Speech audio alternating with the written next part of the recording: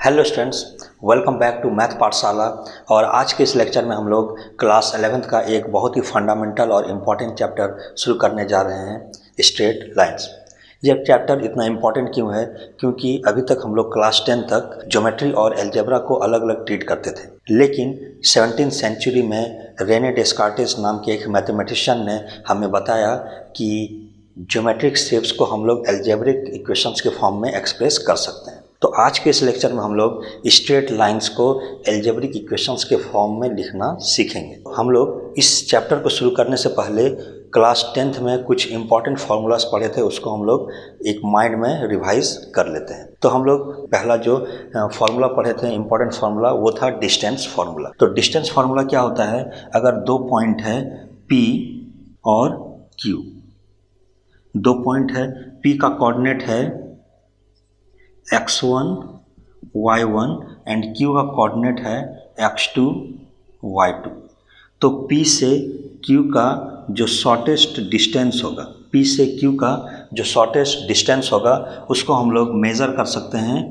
D is equals to under root x2 minus x1 square plus y2 minus y1 square. ये formula हम लोग पढ़े थे, इसको हम लोग बोलते हैं डिस्टेंस फार्मूला। सेकंड जो हम लोग पढ़े थे वो था सेक्शन फार्मूला। सेक्शन फार्मूला क्या बोलता है कि इसी तरह अगर दो पॉइंट है P और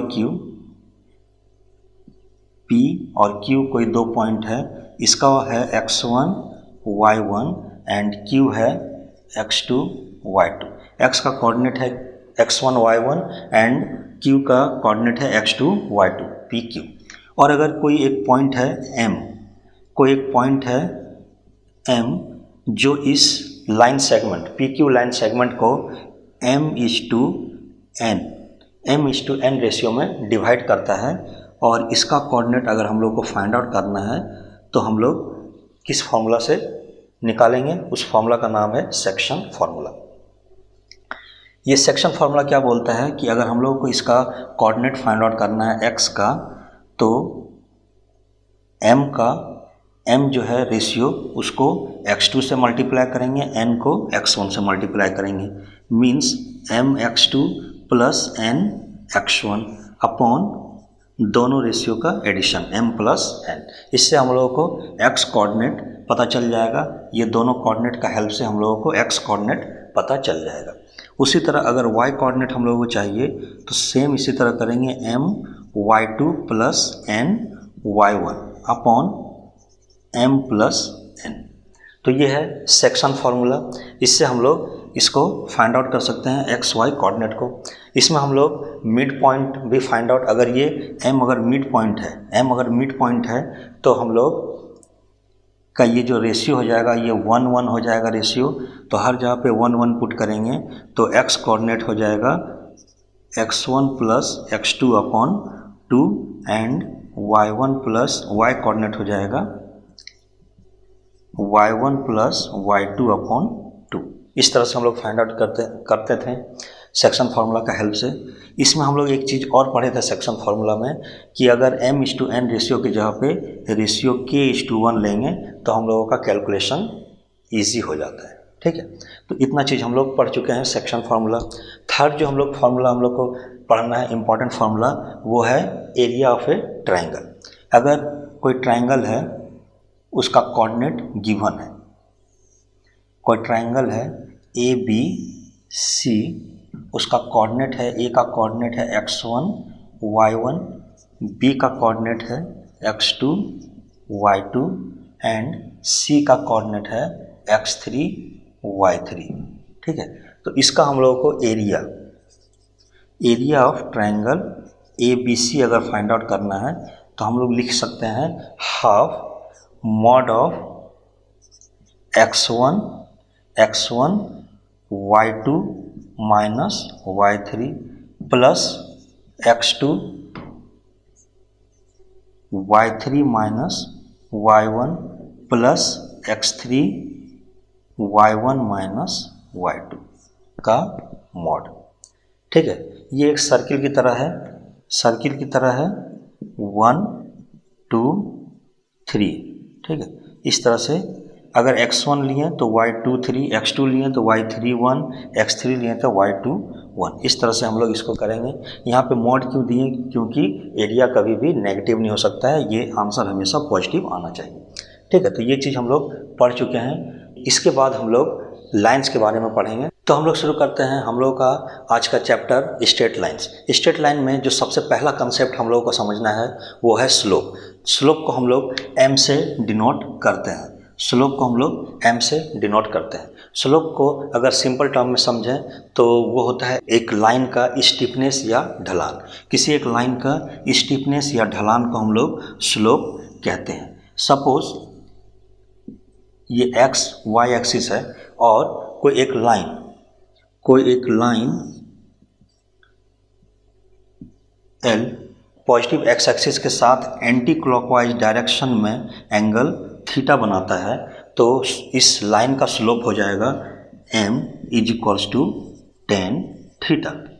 सिंपल। अगर एंगल गिवन है तो हम लोग डायरेक्टली m निकाल सकते हैं, मीन स्लोप निकाल सकते हैं tan थीटा का वैल्यू फाइंड आउट करके।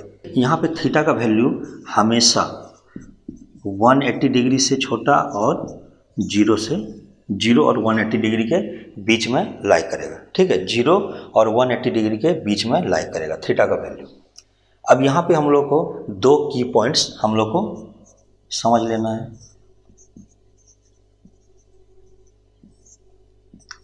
पहला हॉरिजॉन्टल लाइन।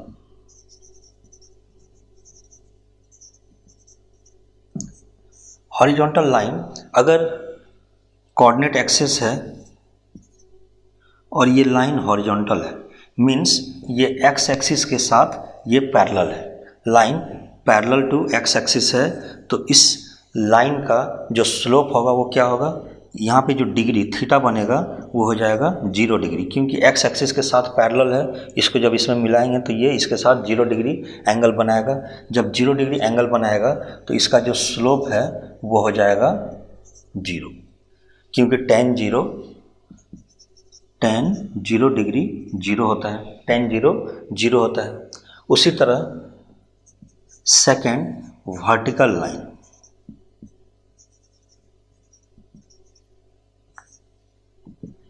वर्टिकल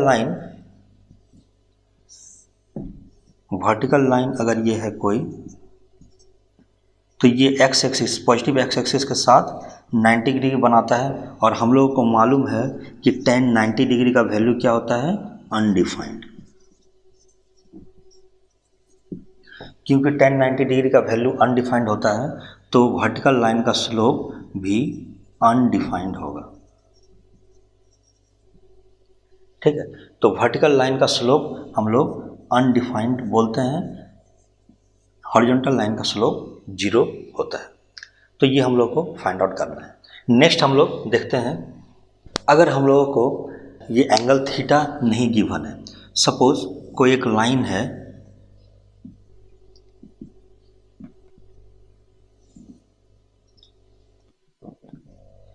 सपोज ये लाइन गिवन है और हम लोगों को एंगल थीटा गिवन नहीं है, लेकिन हम लोगों को क्या है, इस लाइन पे दो पॉइंट्स गिवन है। एक P पॉइंट्स जो है x1 y1 और एक Q पॉइंट x2 y2। तो ये दो पॉइंट हम लोग को अगर गिवन है तो हम लोग इसका स्लोप निकाल सकते हैं m = y2 - y1 upon x2 - x1। ये फॉर्मूला हम लोग कब यूज करेंगे? जब एंगल थीटा गिवन नहीं होगा, तब हम लोग इन दोनों का डिफरेंस लेंगे y2 - y1 upon x2 - x1, तो हम लोग यहाँ से स्लोप निकाल सकते हैं। इसका मतलब है change in y upon change in x। ठीक है, मीन्स राइज ओवर रन, इसको बोलते हैं राइज ओवर रन। मीन्स यहाँ पे vertical change upon horizontal change. तो अगर थीटा गिवन नहीं होगा तो हम लोग इस फॉर्मूला से इसको निकाल सकते हैं स्लोप को। दूसरा, इसके नेक्स्ट में हम लोग थर्ड हम लोग को ये पढ़ना है तरीका। दो तरीका हो गया, एक तो स्लोप हम लोग थीटा से निकाल सकते हैं, दूसरा अगर स्लोप गिवन नहीं है, दो पॉइंट गिवन है लाइन पे, तो हम लोग इस तरह से उसका लाइन का स्लोप निकाल सकते हैं। थर्ड, थर्ड, हम लोग को अगर पैरेलल लाइंस गिवन है,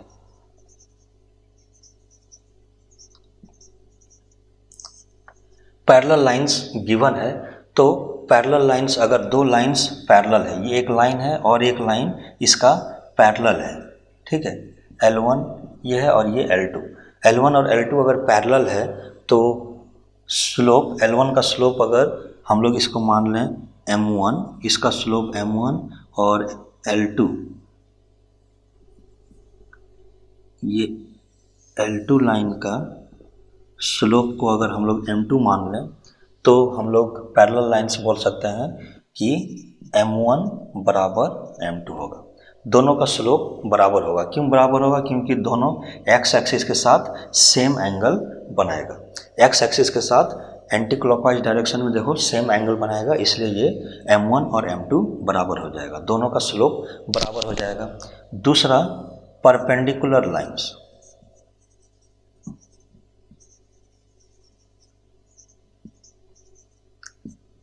ये बहुत ज़्यादा यूज होता है परपेंडिकुलर लाइंस। अगर दो लाइन है, एक लाइन इस तरह से है, ये L1 है, दूसरा लाइन इसका परपेंडिकुलर है L2, ये परपेंडिकुलर है। कोऑर्डिनेट एक्सिस बना देते हैं, ये x है, ये y।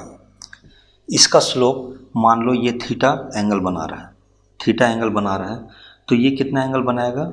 ये एंगल हो जाएगा, ये जो एंगल हो जाएगा ये थीटा प्लस 90 डिग्री, तो 90 degree plus theta, means theta तो था और ये थीटा था, उसमें ये 90 डिग्री और रोटेट हो गया, तो 90 डिग्री प्लस थीटा ये एंगल बनाएगा L2।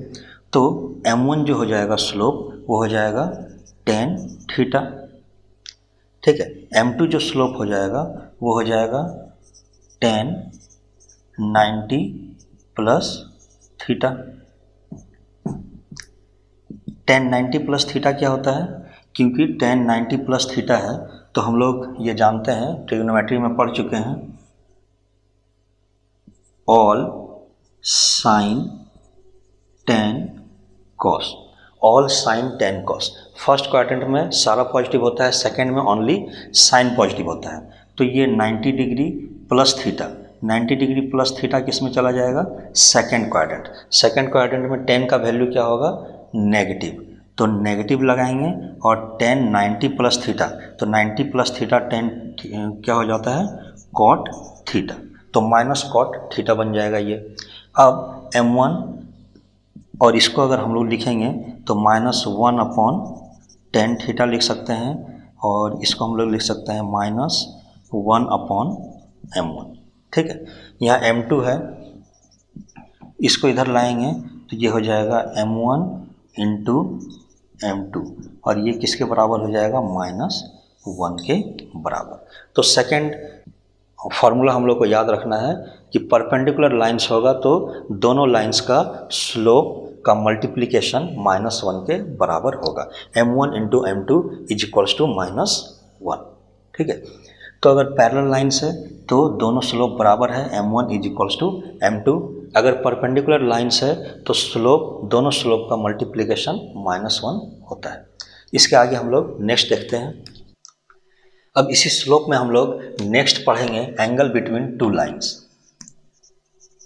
Angle between two lines.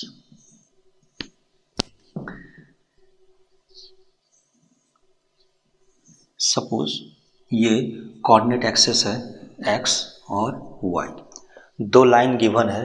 Suppose एक लाइन है L1 और दूसरा लाइन है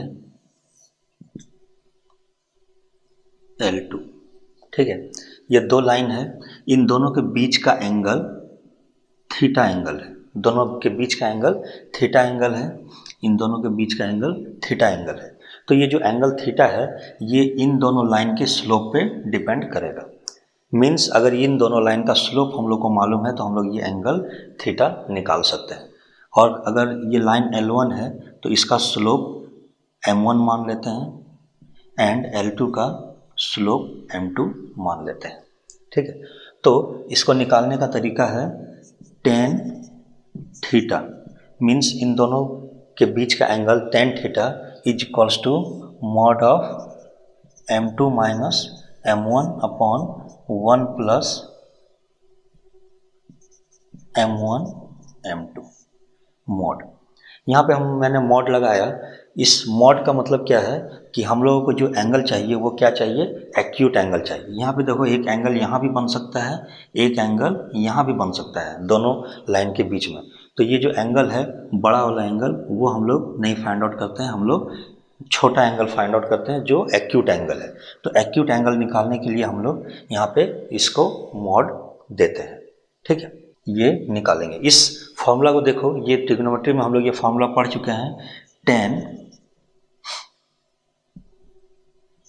a minus B, tan a minus B क्या होता है, tan a minus tan b upon 1 plus tan a tan b, ये होता है फॉर्मूला। देखो यहाँ पे a minus B means theta 2 minus theta 1, तो यही थीटा बन गया, थीटा 2 माइनस थीटा 1, थीटा बचेगा, ये जो टोटल है थीटा 2 और ये थीटा 1।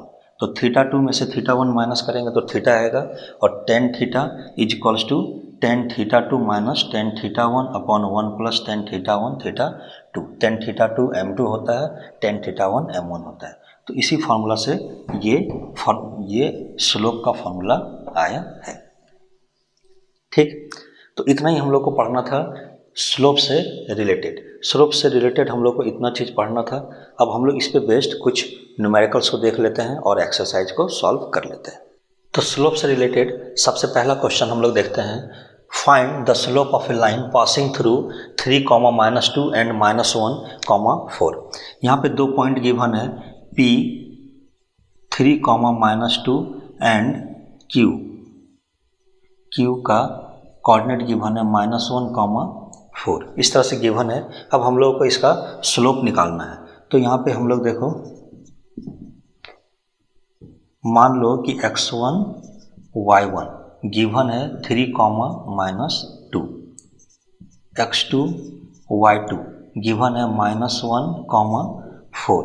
तो स्लोप क्या हो जाएगा अगर कोऑर्डिनेट गिवन होता है तो y2 minus y1 upon x2 minus x1। तो हम लोग यहाँ पे सब्स्टिट्यूट करेंगे। y2 क्या है 4 माइनस, और ये -2 अपॉन x2 क्या है -1 एंड x1 है 3, x2 -1 -3। तो इसको सब्स्टिट्यूट किए तो आ गया 4 + 2 अपॉन -1 -3 मीन्स 6 अपॉन -4, ये 3 और ये 2, तो -3 अपॉन 2। तो स्लोप आ गया -3 अपॉन 2, तो m is equals to -3 upon 2। ये इसका वैल्यू आ गया, यही इसका स्लोप है।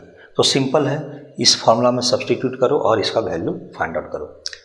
इससे रिलेटेड नेक्स्ट क्वेश्चन है, if the angle between 2 lines is π/4 and slope of one of the line is 1/2, find the slope of the other line. इसको हम लोग समझ सकते हैं कि इस तरह से 2 लाइन है, ठीक है, ये L1 है, ये L1 ले लो, ये L2 ले लो, ठीक है। लाइन है, the angle between 2 line is theta. ये थीटा जो है ये गिवन है,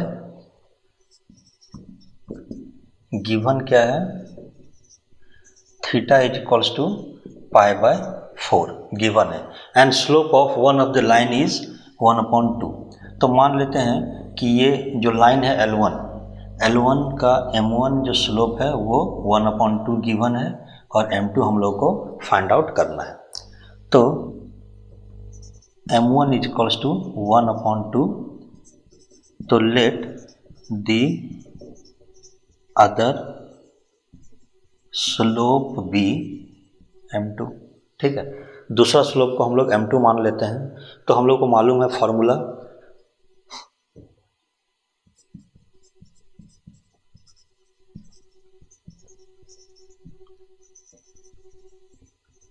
angle between two lines.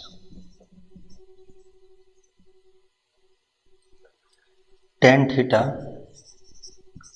Is equals to mod of m2 minus m1 upon 1 plus m1 m2। ये होगा tan थीटा के जगह पे कितना पुट करेंगे, π/4, और मॉड देंगे। m2 हम लोग को नहीं मालूम है तो m2 रहने दो, minus 1/2 upon 1 plus 1/2 into m2। ये मॉड है। tan π/4 का वैल्यू हम लोग को मालूम है कितना होता है, tan π/4, tan π/4 इसको हम लोग बोल सकते हैं tan 45 डिग्री, और ये होता है 1। ठीक है, तो यहाँ पे हम लोग 1 पुट करेंगे। 1 is equals to mod m2 minus 1/2 1 plus m2/2, ये हो जाएगा। यहाँ से हम लोग मॉड को हटाएंगे तो दो केस मिलेगा, एक प्लस और एक माइनस। ठीक है, तो केस 1 लेते हैं, जब 1 प्लस होगा तो 1 is equals to m2 minus 1/2 upon 1 plus m2/2। इसको इधर ले जाएंगे, मल्टीप्लाई करेंगे तो ये आ जाएगा 1 plus m2/2 is equals to m2 minus 1/2। ठीक है, m2 को एक तरफ ले जाते हैं तो ये m2 आएगा, m2/2 माइनस m2 इधर आएगा, ये माइनस 1/2 है, ये 1 इधर जाएगा तो माइनस 1 हो जाएगा, ये हो जाएगा माइनस m2/2, और ये हो जाएगा 2 और 1 3, तो minus 3/2, 2 cancel, minus minus cancel, तो m2 का वैल्यू आ जाएगा 3। ठीक है, यहाँ से m2 का वैल्यू 3 आ गया। दूसरा केस लेते हैं जब 1 माइनस लेंगे, तो -1 is equals to m2 minus 1/2 upon 1 plus m2/2। यहाँ पे मल्टीप्लाई करेंगे तो -1 minus m2/2 is equals to m2 minus 1/2। m2 को एक तरफ लाएंगे और नंबर को एक तरफ ले जाएंगे तो हो जाएगा minus m2/2 minus m2 is equals to -1/2 plus 1, ये हो जाएगा minus 3/2 m2 is equals to 1/2, 2 cancel हो जाएगा, तो m2 का वैल्यू आ जाएगा -1/3। देखो यहाँ पे m2 का दो वैल्यू आया, एक 3 और एक -1/3। अगर दोनों को हम लोग मल्टीप्लाई करें 3 इंटू -1/3 तो ये वैल्यू आ जाएगा -1। इसका मतलब क्या है, ये दोनों जो स्लोप आया वो दोनों क्या है, परपेंडिकुलर है। मीन्स यहाँ पे 45 डिग्री दो तरीके से बना सकता है, एक तो ये, या फिर एक दूसरा लाइन जो कि इस पर परपेंडिकुलर हो, इस पर परपेंडिकुलर हो, तो ये भी इसके साथ 45 डिग्री एंगल बना सकता है। ठीक, या तो 45 इधर से बनाएगा या फिर क्लॉकवाइज डायरेक्शन में भी 45 डिग्री बना सकता है। यहाँ पे π/4 इस तरह से भी ये 45 डिग्री बना सकता है। तो ये दो केस बनता है यहाँ पे m2, तो स्लोप दो स्लोप आएगा, एक 3 और एक -1/3। तो दो तरह का लाइन यहाँ पे बन सकता है जो इस पहले वाले लाइन के साथ π/4 एंगल बनाए। ठीक है, तो इसी को हम लोग इस तरह से हम लोग स्लोप निकाल सकते हैं। एंगल बिटवीन दो अगर लाइन है उसके बीच का एंगल फाइंड आउट कर सकते हैं। अगर एंगल गिवन है तो किसी दूसरे का स्लोप फाइंड आउट कर सकते हैं। तो ये था। अब इस पे बेस्ड हम लोग एक्सरसाइज को पहले सॉल्व कर लेते हैं, उसके बाद नेक्स्ट टॉपिक पढ़ेंगे। Thank you.